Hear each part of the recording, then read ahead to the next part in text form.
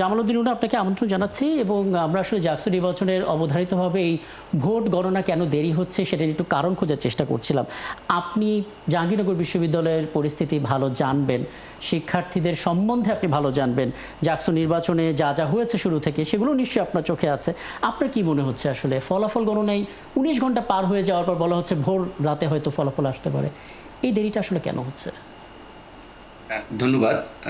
আমার সহ আলোচক একটু আগে যিনি বললেন, উনি মোটা দাগে পুরো ব্যবস্থাপনাটার যে ত্রুটি এবং ক্যাজুয়ালি নেওয়া প্রফেশনালিজমের অভাব, সেগুলি একেবারে স্পষ্টত। আমি একটু প্রক্রিয়াটা বলি। নির্বাচনের দিনটা শুধু নির্বাচন না, নির্বাচন হচ্ছে একটি প্রসেস।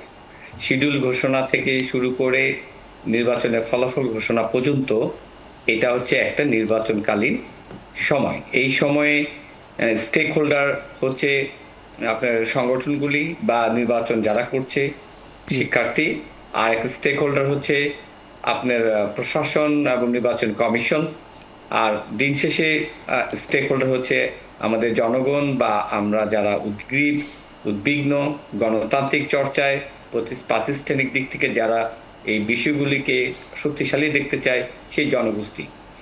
সর্বক্ষেত্রেই আপনার একটা উদ্বিগ্নতা কাজ করছে। প্রথমে আমি একটু বলি, নির্বাচনের শিডিউল ঘোষণার পর থেকেই বেশ কিছু অনিয়ম পরিলক্ষিত হচ্ছিল, যেগুলি বিভিন্নভাবে বলা হয়েছে। যেমন ধরেন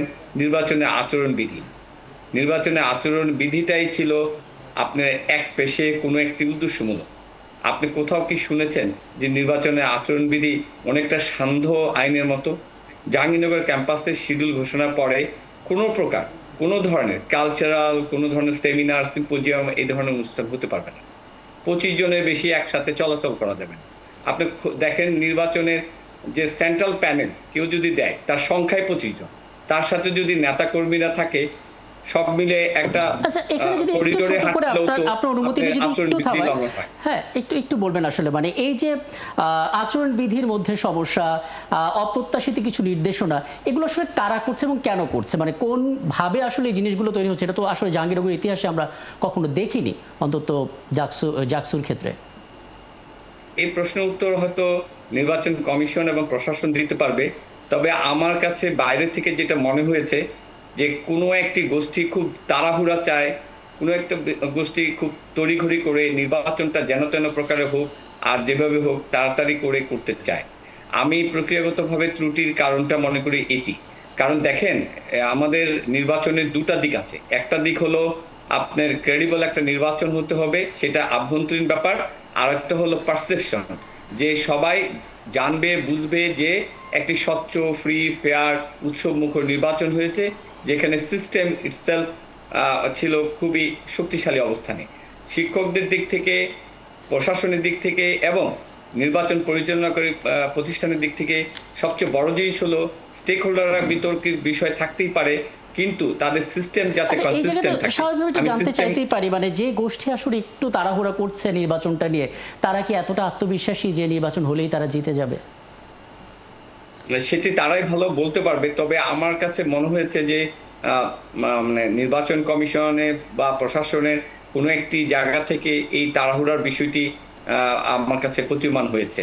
এর পিছনে কোনো সংগঠনকে ফেভার করার ব্যাপারটা থাকতে পারে কিনা সেটা হয়তো তদন্তের বিষয়। জি, আমি এখানে একটু থামাই, যেহেতু আমি বিরতিতে যাব, এখান থেকে আলাপটা শুরু করব। আপনি যদি কোনো প্রশ্ন থাকে। আমি একটু বলি যে ঠিক আছে, 33 বছর ওখানে নির্বাচন হয়নি, কিন্তু নির্বাচনের তো কতগুলা পদ্ধতি আছে এবং বিভিন্ন জায়গার প্র্যাকটিস আছে, সেই অভিজ্ঞতা আছে।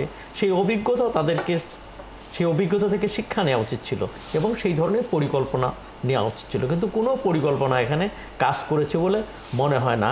হ্যাঁ, হতে পারে যে কোনো যারা আদিষ্ট হয়ে তারা তড়িঘড়ি করেছে, সেটা আমার কাছে প্রমাণ নেই, কিন্তু এরকম কিছু তো আন্দাজ করাই যায়, উনি যেটা বললেন। তো এমন কিছু তো হতেই পারে, যে তা না হলে আর একটা হচ্ছে যে কতগুলো জিনিস যেগুলো মোটেই কাম্য ছিল না। যেমন ধরুন যে এখানে তো সবাই জানে যে কারা কোন রাজনীতি সঙ্গে যুক্ত আছে, তো সেই জায়গাগুলোকে তো এড়িয়ে যাওয়া উচিত ছিল, কিন্তু বাস্তবে তো সেটা এড়িয়ে যাওয়া হয়নি, বরং তাদের সঙ্গেই কর্তৃপক্ষের এক ধরনের দহরম মহরম দেখা গেছে।